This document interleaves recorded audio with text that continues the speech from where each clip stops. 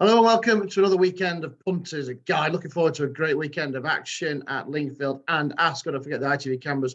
Also got the Swinton Hurdle from Haydock. Jason Weaver alongside me. We're in the middle of a very busy period. Trials for the Betfred Derby, the Betfred Oaks. Looking forward to Lingfield this weekend. As I mentioned, York next week, where you and I have both been at Chester. Have we potentially seen classic winners this week on the Rudy? Yeah, the thought, I think, Matt, at the moment is that Save the Last Dance was really, really impressive. 22 lengths, the others quit and she powered through the line, and a rest towards the top of the market for the Betfred Derby. But who is going to challenge him at the moment? Are you going to say that, the one who's vying for favouritism, August Roden, finished last in the 2000 Guineas? We're just relying on Aidan working his magic. Nothing more than that at the moment. John Gosden has said, though, a rest will need a bit of dig in the ground. Having said that, you read what the trainers say now. They don't run the Derby on rock-hard ground, do they? And he's got a lot of natural talent, a lot of early pace, if you like, that will drag him into contention. But Desert Crown didn't make his 3-year-old reappearance until next week's Dante last year. That is a little bit of a pointer, isn't it? And the new way, if you like, we're going to have a Derby trial run on a synthetic. That'd be a massive fill-up for something like Lingfield. Well, let's talk about it then, shall we? Circle of Fire goes for His Majesty the King and Samantha Start. Ryan Moore, no Aidan O'Brien runner, so Ryan Moore gets the leg up on the King's horse. Yeah, I think that we were slightly disappointed, weren't we, with his reappearance run at Newmarket. Fascinating that a Godolphin runner actually beat him on that occasion. And Charlie said the only time he got beat was when he was favourite around Epsom previously. So he's not in that particular race. Whereas Circle of Fire is learning the ropes. I think it's fascinating that they throw him back in straight away. We didn't get to see Passenger for Sir Michael. I have no idea where he's going to reappear. Hopefully we get to see him at one point again. But he needs to take a dramatic step forward. Military Order. He's a full brother to Adayar. Looked really good when he managed to win, but he's also a big, heavy horse. Another one who wouldn't want it too soft. It'll be fascinating between those two. And I'll give a quick shout. Wide Pero down the bottom was touted as a real big Derby runner for Ed Walker. Got upset and it didn't happen for him, did it, down at the start? Wasn't he the horse that Marquand got kicked on? Could well have been. So he came out. So he didn't get the opportunity to see how good he was, and he does reappear. I know he's got a bit of a shout, but come on, let's all get behind the King and hope that Circle of Fire can be a particularly good runner. Yeah, I'd love to have the King given a lead-in player in the Betfred Derby. How magnificent would that be? Let's talk about the Oaks then. We had a sensational performance this week in the Cheshire Oaks. The Lingfield Oaks trial. Aidan O'Brien sends one here as well. Godolphin have got a couple also. Yeah, the Godolphin runners don't look particularly strong. I mean, Sunset Point has been going through the grades and she's off the back of a tidy win last time. Honestly, I'm not sure how many people are able to keep abreast of the French racing as well. But Be Happy was behind Pensée du Jour, unbeaten runner over in France, who looks an absolute rocket. Tried to delve into the entries, couldn't find any that one has. Definitely not over here for our Oaks at the moment, but could be an early shout for the Prix de l'Arc de Triomphe with all the allowances that the 3-year-olds get. So she's bound to have no weight whatsoever come the Prix de l'Arc de Triomphe a little bit later on in the season. That form could be given a healthy boost here. It's funny the way that Be Happy was ridden, dropped right in behind her, made ground into mid-division, stayed on. It was a nice reappearance run. And just maybe Aidan thought it's an ideal opportunity to get her on the plane, travel her over, see how that goes, and just make sure that that part of the jigsaw is in play. There we are then, yeah. Be Happy, maybe another one for Kilmore and Aidan O'Brien to throw in her hat into the Betfred Oaks ring. Right, the Philly Stakes, the Group 3 at 225.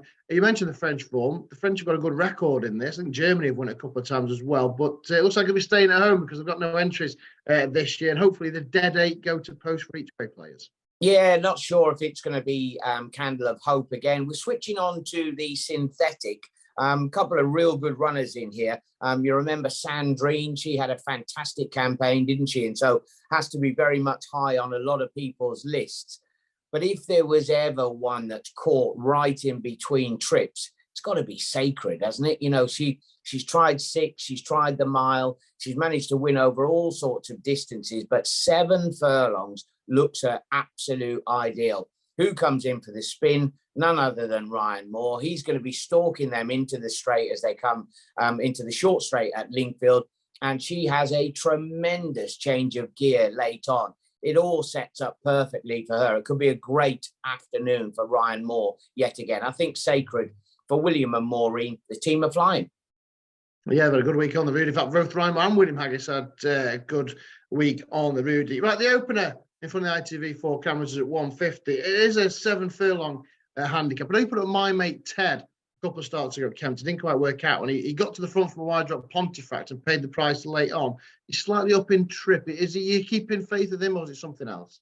I think that I'll go with Carl Burke's To the Nines, one of those who's coming back down in grade. As you said, it's a low-level opener, if you like. We're down in Class 5 company, aren't we? And To the Nines has steadily dropped down through the grades. Has got a few bits and pieces of form in slightly better company, just that slight ease in grade, and also coming down the weights. And Sam James gets the call. Carl Burke's been, his team have been in tremendous form, haven't they? So certainly one to sort of take a second look at in the 150 opener at Lingfield.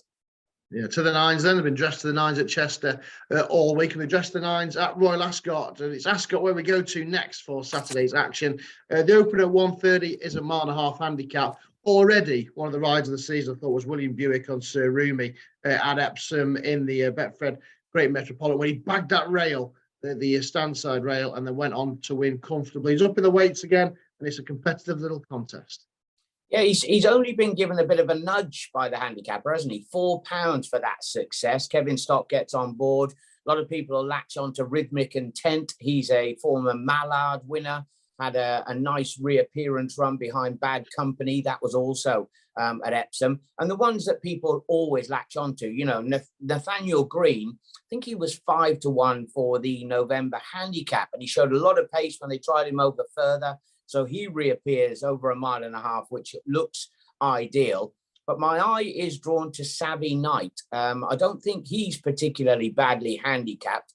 Harry Davis takes off another 3, and he ran a cracker at Kempton, short of room late on. It was a real bunch finish, and one of those who, from a mark of theoretically 85, Harry Davis bidding to be champion apprentice after a great battle last season. He'll be wanting to get a big one on the board. So 1.5 miles, Sean Woods, Harry Davis, Savvy Knight. Savvy Knight. There's a few Savvy Knight. We're going with then in that one, 205, a mile Phillies handicap. This is on the straight mile, isn't it? And again, William Haggis, we mentioned him, the team in good form. He's got plenty of chances on Saturday afternoon. Yeah, he has. Trappy from a point that there are quite a few of these that are lightly raced. Julia Augusta, she was a 6-4 favourite when trying to beat Morgan Ferry and got put in her place at Newbury. Belhaven has been going through the gears, hasn't she? Harry Eustace, Pierre-Louis Jamin. Oh dear, what happened at Chester? And more Vincent Omni just slowly away and round. Anyway, look, forget about it, Jason. You got to move on. One Morning's not had too many tries either. But you're right, Timeless Melody, what a weird setup. 2 runs for Charlie Appleby, changes stable, goes to Williams, ran over 11 furlongs, returns over the extended 7 at Leicester, for all the world was dead in the water at the furlong marker, and then galloped on strongly through the line. So 1 mile here on the collar, little bit of dig in the ground, a lot in her favour. By Teofilio, she's drawn in 2. Ground is no problem, and the draw with the smallish field, she should be able to just get into a nice rhythm. I think she's an interesting contender.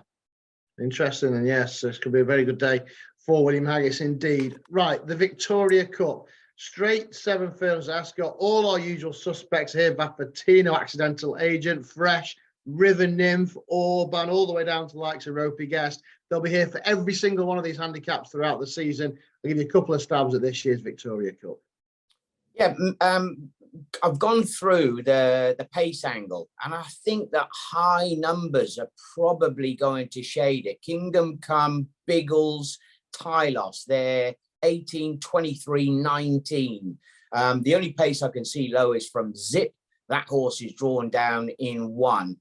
Main selection is also, I followed a little bit last season, and he switched stables, dangerously well handicapped, is Perotto, who goes for Roger Varian. Now, he managed to win the Britannia. He certainly has bits and pieces of form with ease in the ground. They very rarely have run him under soft conditions. So it is a slight guess. He represents a team that are in great form at the moment. He's around about 14, 12 to 1. I think he's a big each way player. From a revised mark of 97, he's somewhere around about a stone off his absolute peak rating. David Egan's in great form, and he's got that vital draw. Drawn 21, you get a perfect sort of draft in behind the leaders. I want to stay up towards the high side. Kingdom Come is taking a fair old whack from the handicapper, hasn't he? You know, been going through the grades. Will he act here is the big key. But normally switching from the all-weather onto the turf at Ascot, it's been a bit of a golden highway, hasn't it, so far? And they seem to transform that form. So he'll be up on the front end. Maybe Perotto will run him down late. Kingdom Come and Perotto, then the two for the Victoria Cup at Ascot. 7 races then covered. What would be your idea of the strongest bet on the card? Is it one of these William Haggis battalion? I say it could be red letter day for him. I think that, if I'm being honest, the filly Be Happy, I think she's a massive price at the moment. That form over in France, and of course, nobody can really get a handle on it. Pensée du Jour is the name of the filly, who could be an absolute rocket this season over in France. If that is the case, she could be by far the best for the girls and Aidan. Disappointing he hasn't got a runner around Lingfield, but that means he'll be mob-handed for the Dante meeting next week, all heading for the Betfred Derby. Yes, they certainly are. Roll on York next week, and we'll have a much clearer picture of the Betfred Derby and the Betfred Oaks. Right, thanks to Jason for joining us. It's been a great week at Chester, a fantastic week to look forward to. Of course, Jason will be back with us throughout the week next week at York. Whether you're back in this weekend, still not.